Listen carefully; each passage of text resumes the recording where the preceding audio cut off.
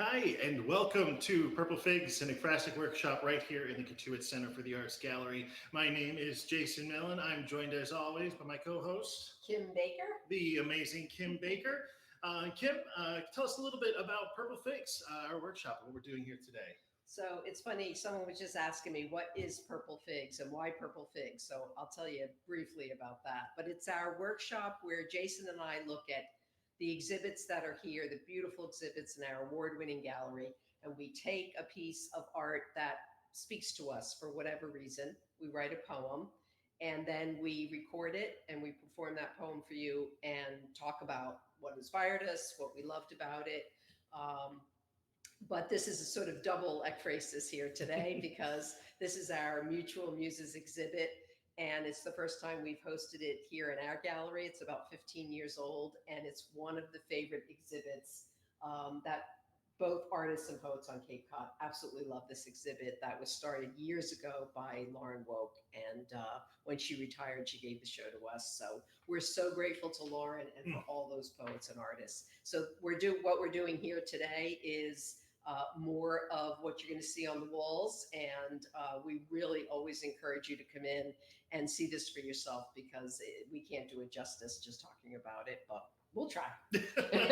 So every time we have a Purple Figs, Kim and I always, like she said, are responding to something on the wall. But of course, for this exhibit, we're both poets in the exhibit. So we were already responding to pieces. We decided to do things a little differently this time.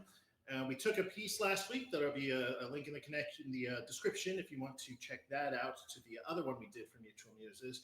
And we also have another piece this week that, Kim, you responded to as part of the exhibit. And then I had the great pleasure of writing to as well. So why don't we start by you reading it and showing us what you did. This is Rhythmic Resonance by the artist Dawn McKenzie. It's a really incredible mixed media piece. We were talking, there's no way digitally you're going to really see the texture and how great this piece is. So certainly you still have time to come on down as of the recording of this. Yeah. But without any further ado, Kim, take it away. Thank you. I call this piece Sing, and sing exclamation point, with a lot of emotion and joy in this, inspired by Rhythmic Resonance by Dawn McKenzie. This artist knows the genius of Roberta Flack, being killed softly with a song. All I know is that music can also save me, burn my demons to the ground, round out the rough places, the staircase descending in piano keys, the tangled vines of my mind, evaporating in the safflower sun, splotches of green dripping into the earth of my soul. Don't stop your rhythmic resonation. Tell my whole life with your words. Release me from this prison bars of no hope. Strum me into well-being, into ecstasy. Sing, head thrown back, mouth open, until I am broken no more. I'm like quivering thinking about it. It's so fantastic. There's obviously visual art just sits here on the wall. It doesn't say anything in a real literal sense of the term, but there's something about this piece that just, it calls out, it has music to it. It has sound as you approach it. And that just like came through so beautifully in your poem. I especially love that end, the sing, head thrown back, mouth open until I am broken no more. I think we're going to see some recurring themes, but you and I both believe so strongly in the healing power of art. Yes. And it's nice to be able to come and experience some of that here. Yes, and we love Dawn McKenzie. You know, Dawn is so multi-talented in the way that she presents her art. She does beautiful shadow boxes that we have loved so much that are backlit. This one has such calming, soothing, inviting, joyous colors that I love. And there's just so much going on here, but there really is this sort of central theme of healing and of joy and of what art can do. And I really believe that Dawn really hooks into that every time we see some of her work. She's expressing something really powerful. Yeah, absolutely. What about the piece itself sort of jumps out to you when you first started to respond to it? Because we didn't have the piece itself when we were doing Mutual Muses. We were just looking at some digital printouts of the pieces. Yes. Well, I think you can't help but be struck by what's going on here with the guitarist and whatnot. But then when you look at all the lines going on and what look like piano keys to me, but then it's juxtaposed against this beautiful vine work that Dawn has done and this facade of the building that who knows what that building is, but look at this, beautiful Juliet balcony sort of going on here. There's more stairs here. There's so much that pulls this whole thing together that there's so much to look at. So to find the place where I think I was really going into, I sort of started here, and instantly that strumming, and what came to me was that beautiful song by Roberta Flack, and then it just went from there. I love your interpretation of it. I love what you see in it. To me, it's exactly what you say. There's this verticality here of the bars and the house and the stairs, and yet the gravity of the dripping paint brings you back down. So it sort of has that rhythm to it, which is, I think what she was going for, if I'm guessing off the title. We hope. Yeah. Well, I'd love to share mine, Kim. Absolutely. Love to hear that. Yeah, absolutely. So this is called Chord, inspired by rhythmic resonance. One stroke of her hand, one stroke down 6 strings, she knew part of her would be there forever. Behind the staff, caught in the bars, more real than at any time before or since. Outside, the world fades like a dream you tried to fall back asleep into. She counted the steps letter by letter until they faded out of frame and returned out of reach, and she was out of time. The color had bleached out of the palm someone else had left. And worse, the sky was bleeding its reds and greens and yellows into the foreground, and it was now or never. She sang out with the notes she'd selected for herself and became more than dreams, more than myth, trapped and triumphant. That's how I saw her, today anyway, and where I left a part of myself. She stuck out in front of a building I know as La Casa de las Cosas Reales, from the times I imagined seeing it before. I'm glad to be on this side, don't misunderstand me.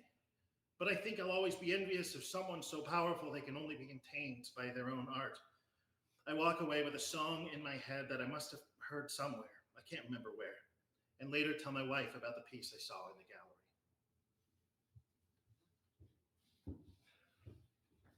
Oh, glorious poem. A little drawn on a little Shakespearean there. I just love it. It's always great to hear from a poet, what's the way in for you? And, I talked to my way in. What was your way in for this? To me, it was, I started, like you said, captured here by the sort of strips coming down. But then what I really honed in on was here. The guitar itself has those strips, those bars. And I just was sort of trapped by that. Why? Why is the art itself, why is the instrument, everything else the musician is doing is sort of freed from that. And yet they're captured by it as well. And I'll be honest, I would be lying if I didn't say your poem as well also fed into this. The music that you brought into it, I was like, I can't get another theme into my head. I have to start there because that's what I think when I look at this and I see this.